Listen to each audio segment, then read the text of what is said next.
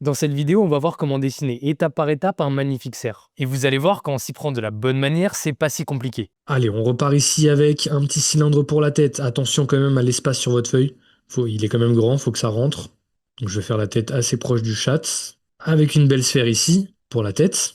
Une petite méthode Loomis pour avoir l'orientation dans l'espace de la sphère de son crâne. Je peux tout de suite placer là par-dessus le départ du museau. Je sais pas si on appelle ça un museau, mais de la bouche. Je crois qu'on appelle ça une bouche. Sur les chevaux et sur les... Peut-être qu'on appelle ça une bouche que sur les chevaux. Bref, je place ce petit cône là sur le visage. Là, on a le cylindre du cou assez simple, comme ça, un beau cylindre. J'enroule tout de suite avec des ellipses pour bien le comprendre dans l'espace. Ah ouais, j'ai pas. Si, je vais avoir l'espace pour les bois. Ouais, bah, de toute façon, tous les animaux à quatre pattes, il y a des similitudes. C'est pas tout à fait pareil que le loup, mais il y a des similitudes. Les pattes sont beaucoup plus fines. Il y a quand même des différences, attention, hein, Cédric. Mais je vois ce que tu veux dire. C'est la même construction, en tout cas, c'est les mêmes blocs. On retrouve à peu près là cette forme un peu carrée comme ça pour la partie là avant, un peu comme ça, hein, une sorte de bloc arrondi un peu en haut, carré en bas, avec ici le cylindre là qui descend vers le bas, mais pas trop, l'Oralix, attention. Essaie de bien capter ta diagonale ici. J'enroule des fils autour pour bien comprendre. Il s'arrête à peu près là. Je prends bien du recul là quand je fais ça. Pas avoir le nez trop près de la feuille. Ici, le popotin, l'insertion de la jambe arrière là, qui part vraiment vers l'arrière. J'ai été un peu timide peut-être. Mais c'est un bout de cylindre ici. Là, on a l'insertion des pattes avant là, qui s'insère à peu près là. Un peu technique cette insertion. Et ensuite, on décompose pareil avec des petits cylindres. Chaque morceau là, un petit cylindre que je place en volume dans l'espace. Et les pattes sont assez fines. Et je suis en train de les faire beaucoup trop grosses, ces pattes. C'est pas grave. Mais au moins, je le vois vite. Et c'est pas trop dur pour mon cerveau là de gommer, parce que je l'ai vu tout de suite, parce que j'ai assez de recul quand je dessine. Donc vraiment, prenez du recul. Parce que quand on voit les erreurs trop tard, je vous en ai déjà parlé plusieurs fois, le cerveau après ne veut plus faire l'effort de corriger. C'est trop dur pour lui. Allez, le petit cylindre de la patte ici. Elles ont l'air mieux balancées, ces pattes. Le petit cylindre de la patte arrière. Et là, pour faire cette patte arrière, étant donné qu'elle est un peu technique à placer en termes de proportion, je j'analyse la taille, les distances et même la zone de vide entre les deux pattes. J'analyse la différence entre les deux pattes sur leur emplacement. Avec cette ligne, par exemple, des genoux. La diagonale entre les deux genoux, là, qui nous amène à peu près comme ça. Et ensuite, j'ai emplacé ce cylindre du bout de la patte. Et voilà, on a cette petite patte schématisée. Maintenant, la patte arrière, je peux faire un petit cylindre pour l'articulation. C'est pas vraiment nécessaire, il a une articulation très fine, avec une petite boule ici. Et un petit cylindre pour la dernière patte, le dernier bout de patte. Là, on a les mêmes jambes un peu que le loup, avec cette belle cuisse de poulet. Pas méga fan de cette patte arrière. J'ai l'impression qu'elle est un peu figée. Allez, on va faire la petite queue avec pareil un cylindre un petit peu conique, comme ceci. Et là, les oreilles, alors je vois mal, je suis myope. Des formes un peu de feuilles d'arbre, il me semble. Et là, les bois, c'est pas si compliqué, hein, Cédric. Faut y aller tranquillou. Capter cette forme-là un peu en S. Ici, on a une corne ici, on en a une deuxième là. Faut pas se précipiter, quoi. Faut juste placer méthodiquement les bois aux bons endroits. Et voilà, c'est à peu près placé. 3 minutes 30, on n'est pas si mal. Ouais, j'ai placé un peu l'herbe là, sous les pattes, parce on voit pas la fin des pattes. Du coup, je vais enfouir tout ça dans l'herbe.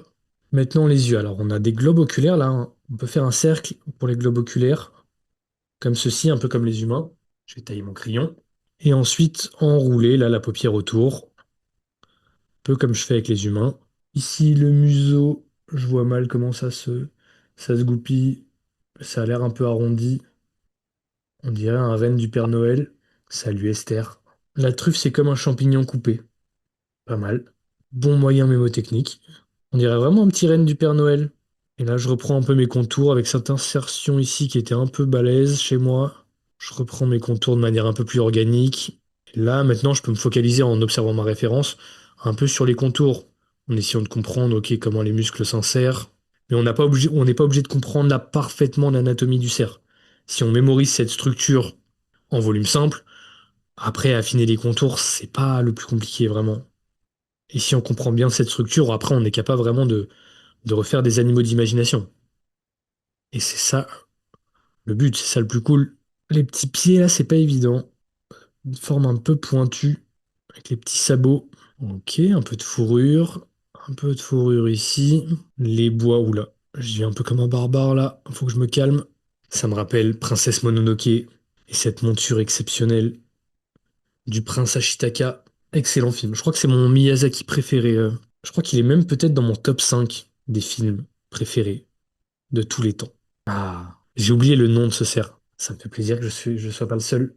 Allez, on termine. Quelques minutes. Ouais, tout est incroyable dans Princesse Mononoke. L'animation, en plus, c'est de la 2D, c'est exceptionnel. Les dessins sont incroyables. Les décors, les textures, les ambiances, la forêt. C'est le prime de Miyazaki, je trouve. Et puis les personnages. Le caractère design de Princesse Mononoke, il est exceptionnel. Ouais, moi aussi, je suis un fan de la 2D et je trouve ça exceptionnel. Je crois que c'est pas un Disney d'ailleurs, je suis pas sûr. Mais le Prince d'Égypte, en termes d'animation, c'est un chef-d'œuvre absolu. C'est incroyable. Le Prince d'Égypte, si vous l'avez pas vu vraiment, artistiquement, c'est une pépite incroyable. Et je crois que c'est un des derniers films d'animation qui a été fait en 2D. C'est un peu les derniers films au début des années 2000. Azur et Asmar? Ah, je crois que je l'ai pas, Azur et Asmar. C'est quoi déjà Azur et Asmar? Bah, je vais regarder ça tout de suite, Juliette. Je suis friand de ce genre de choses. L'animation est pas terrible, elle dit Leslie. Ah, il y a conflit, il y a débat. Mais ça me dit un truc, en fait, peut-être. Une animation un peu particulière, ça me dit un truc. Je vais regarder Juliette. Mais le prince d'Égypte, ouais, incroyable. Ça marche. Maxime, bon sport. À jeudi. Je suis content de mon petit cerf, il a une bonne ganache. Les yeux sont un petit peu. Désolé, j'ai un pote qui m'envoie des messages. Ok, bon, bah sympa ce petit cerf. Ah, il a une tête un peu petite, hein. Je m'en rends compte maintenant, ouais, j'ai le nez trop près de la feuille. Il a la tête trop petite. Ça se grappille un peu, hein, une tête trop petite.